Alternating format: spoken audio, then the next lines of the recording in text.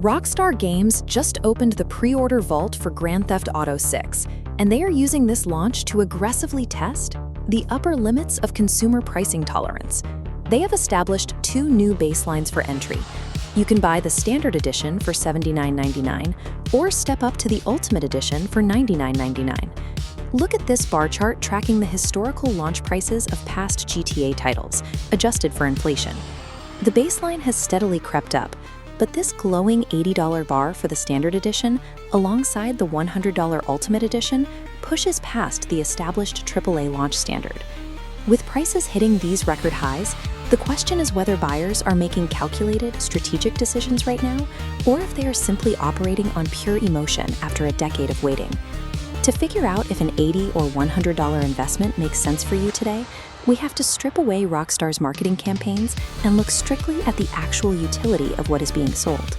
The pitch driving these pre-orders relies on a few key promises: exclusive streetwear cosmetics, early preloading access on November 12th, and the premium Grotti Cheetah.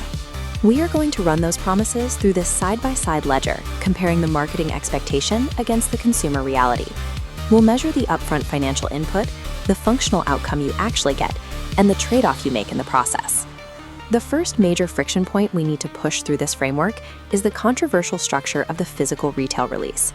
Because buying a physical plastic box for a modern console no longer guarantees the long-term rights and ownership that gamers have historically relied on. Let's start with the financial input of choosing the $80 physical retail version of the game. The outcome is a shrink-wrapped case that does not contain a disc.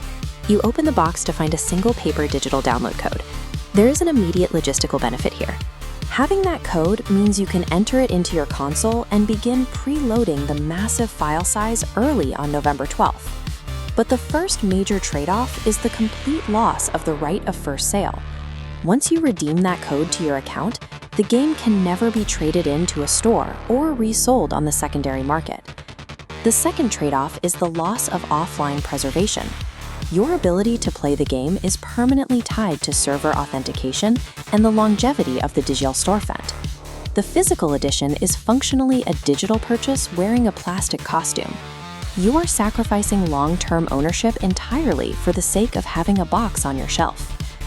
Moving to the digital side, the $99.99 Ultimate Edition comes packed with these exclusive vehicles, engraved personalized weapons, and specific safe house items. This chronological timeline illustrates how items are actually delivered. Instead of getting everything instantly, bonuses are distributed as time-gated unlocks. High-value assets, like the Grotti Cheetah, require deep story progression to access. Cosmetics remain locked until you discover specific in-game shops out in the world. Normally, when you pay a premium price for an Ultimate Edition, you expect an immediate day-one advantage the minute you load in. Here, that $20 premium only yields its full value if you commit to a long-term playthrough of the campaign. It operates as an investment over time, rather than an instant cheat code. Which brings us to the final major friction point of this $80 investment: the state of the multiplayer ecosystem. Grand Theft Auto 6 is launching as a strictly single-player experience, centered entirely on the story of Jason and Lucia. For the last decade, the series has been dominated by the massive communal replayability of GTA Online, making a single-player-only launch a stark contrast. There is a clear positive outcome to this.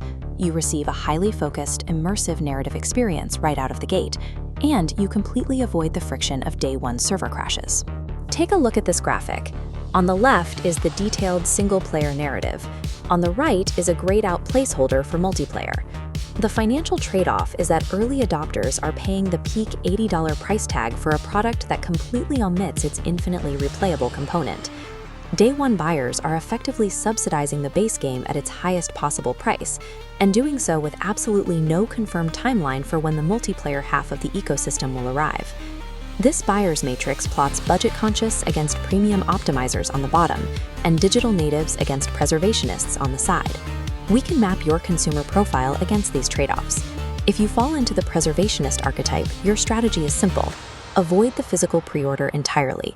Wait for Rockstar to eventually release a complete edition on disc, or hold out for a deep digital sale. If you are a multiplayer main, someone who mostly wants to play online with friends, you belong in the budget-conscious quadrant right now. Hold your money and wait for the official GTA Online roadmap. By the time the multiplayer component actually launches, the base game will likely be sitting at a discount. For players motivated by physical ownership or the online community, a day one pre-order offers a negative immediate return on your investment. Now, look at the top left quadrant. If you are a day one story optimizer, this is your zone. Buying the $80 standard digital edition maximizes the convenience of early preloading and gets you immediate access to the campaign without overspending on extras. Finally, in the top right quadrant, we have the completionist with disposable income.